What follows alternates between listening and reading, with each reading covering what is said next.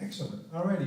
What I'm going to do right now is I'll ask you to turn the microphone over to Cesar, and while you're making your way to the other table to pretend that you're other people again, Cesar, it's time for your question. Okay? So are you ready? I'm ready. Okay. Cesar, this is going to be pretty simple for you, I guess. When you're elected, how's that sound? When? Yes, that sounds You perfect. like that? Okay. Will you oppose the subsidizing of companies, including those that are quote-unquote too big to fail as far as federal programs are concerned? Okay, well, first of all, good evening, everyone. Thank you for having me once again. As you know, I'm running against Ted Deutsch in this district, which is a very blue district, but we're getting a lot of support from lots of people. We've been canvassing all day, all morning and all afternoon in Coral Springs and Margate, which is the south end of the district. But back to your question. Yes, I wouldn't. I don't think we should help some of these companies that are too big to fail. I mean, unfortunately, that's the reason we've gotten into this trouble with some of the companies. The United States, the government bailed out Wall Street, it bailed out the banks, and bailed out the automotive industry.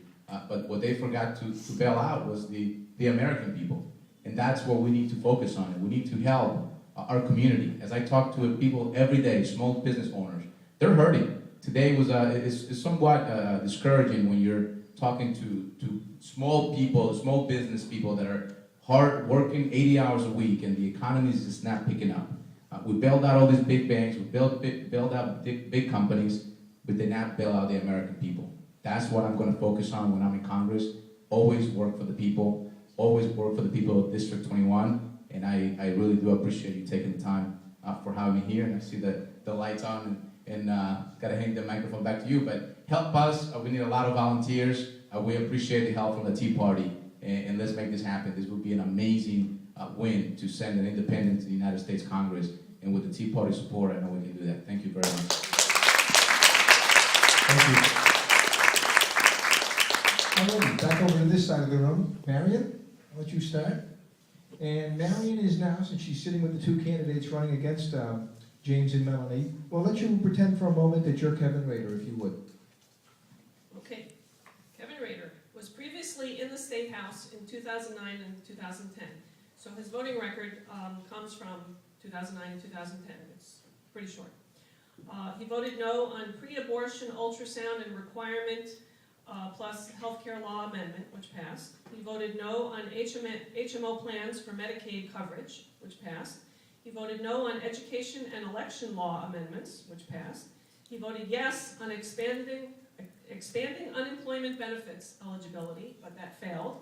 And he voted no on permitting offshore drilling, which passed. His positions, he's 100% with Planned Parenthood and the Florida AFL-CIO, and he's 50% on Florida National Federation of Independent Business and the Christian Coalition of Florida. There you go. And now let's switch hats again, and we'll let you explain Joe Abruzzo's record, if you kindly would. If I cut off all my hair, I'll be Joe Abruzzo. He was first elected to Not quite. and a little short for me.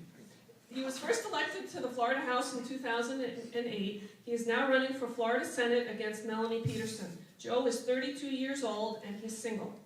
His voting record that I have here is from March of this year.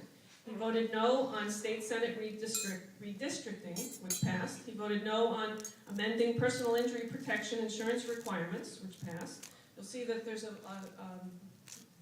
similarity between him and Mark Pafford. They pretty much voted identically the same. He voted no on the 2012 to 2013 budget. He voted no on random drug tests for state employees. He voted no on repealing provisions for cap and trade regulations. He voted no on authorizing student-led prayer in schools. He voted no on prohibiting abortions during the third trimester. And he voted no for authorizing exemptions from Obamacare. His interest group ratings, 100% for Planned Parenthood, the Florida National Federation of Independent Business, which is an interesting one because for some reason there are a lot of Republicans that are supporting Joe Abruzzo because he had, for a while, a good reputation with local businesses. However, that has changed somewhat recently. He scored very low on the Florida Chamber of Commerce, the American Conservative Union, and 0% on Foundation for Florida's Future, the Christian Family Coalition, and he got a C+ in the NRA. Thank you very much. All righty, we're going to move back over to this side of the room.